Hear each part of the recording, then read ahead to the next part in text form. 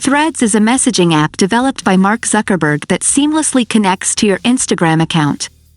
It allows users to communicate and share photos, videos, and messages with a close circle of friends. The platform looks a lot like Twitter, with a feed of largely text-based posts where people can have real-time conversations. Some are calling it the Twitter killer. So, in this video, I will show you how to get it and how to use it. Open Instagram. Go to your profile, click on the settings icon in the top right corner. Threads should appear here. If it doesn't, update your app. Click on Threads. Some animation will appear. Click on the Get Threads button. It will automatically open the Google Play Store. Install the app by clicking on the Install button. While it's downloading, check out my channel and support me by subscribing.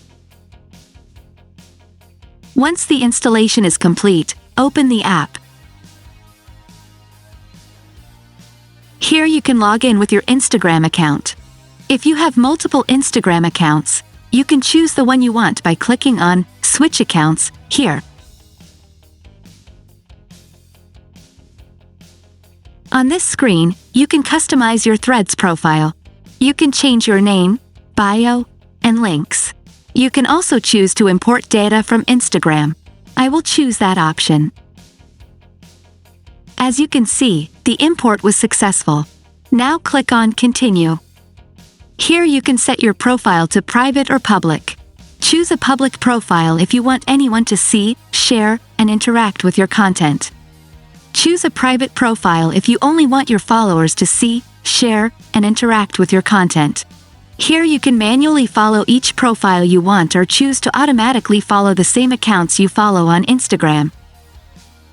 I will choose the option to follow them all. On this screen, you can see information about the Threads platform. Read them and click on Join Threads. I will allow Threads to send me notifications. There it is. This is the Threads homepage. You will see posts from accounts you follow and other public accounts.